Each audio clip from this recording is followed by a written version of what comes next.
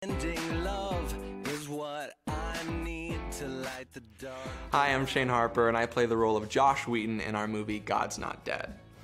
Josh is a freshman who enrolls in a philosophy class taught by a very unsympathetic teacher played by Kevin Sorbo. Dr. Radisson demands that all of his students sign a declaration saying they believe that God is dead in order to get a passing grade.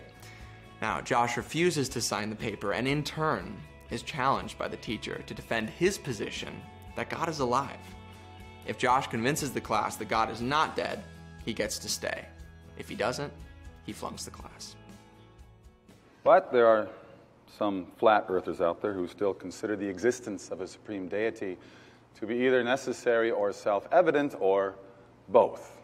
And with that, as previously announced, I will be turning the podium over to Mr. Wheaton, who will be presenting his case in favor of a supreme celestial dictator, otherwise known as God. Mr. Wheaton, are you ready? Podium is yours.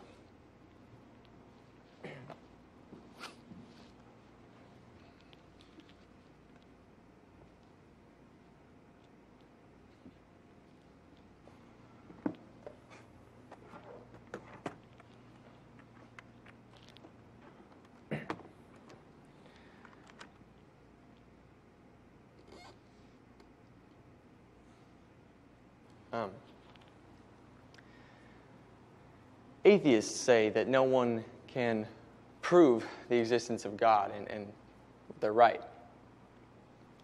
But I say no one can disprove that God exists.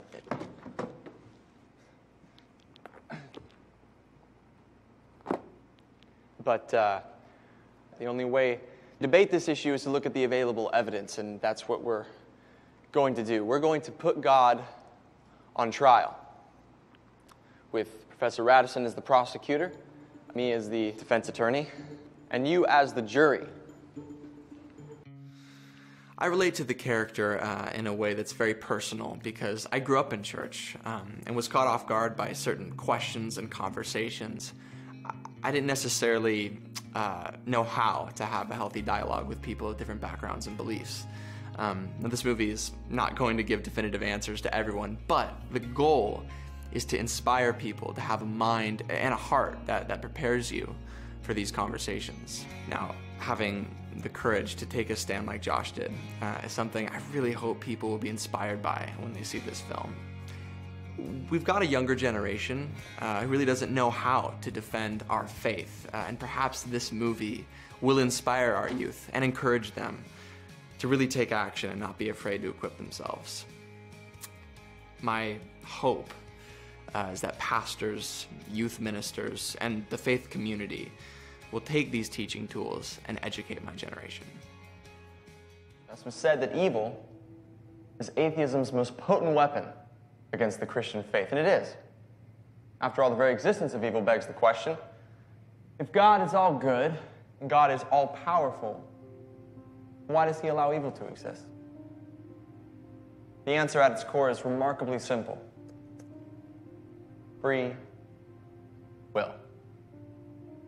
God allows evil to exist because of free will.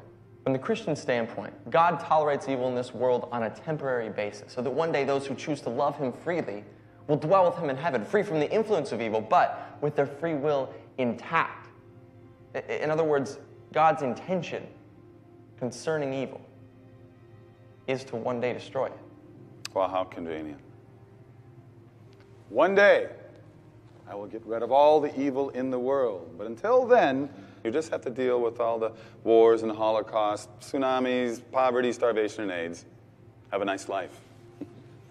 Next, you'll be lecturing us on moral absolutes. But why not? Professor Radisson, who's clearly an atheist, doesn't believe in moral absolutes. But his course syllabus says he plans to give us an exam during finals weeks. Now, I'm betting that if I manage to get an A in the exam by cheating, he'll suddenly start sounding like a Christian, insisting it's wrong to cheat, that I should have known that. And yet, what basis does he have?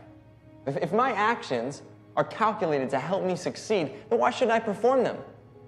For Christians, the fixed point of morality, what constitutes right and wrong, is a straight line that leads directly back to God.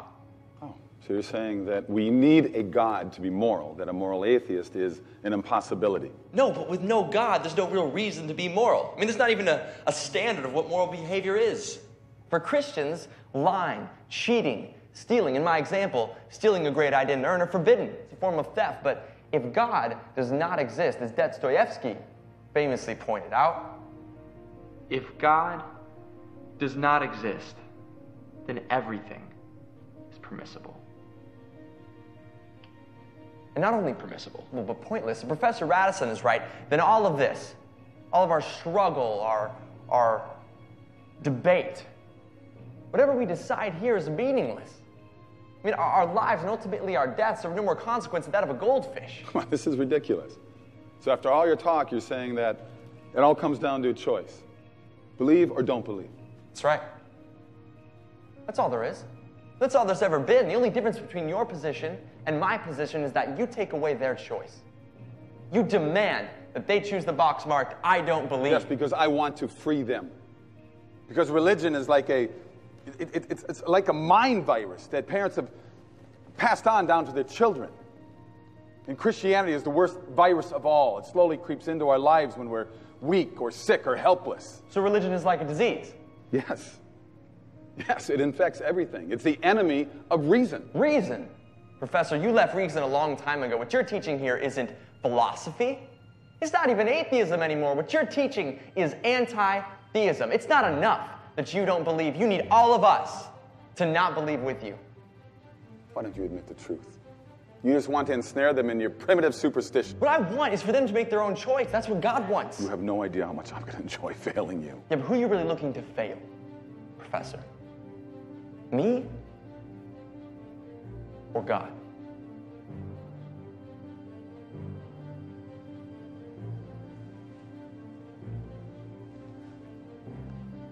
Do you hate God?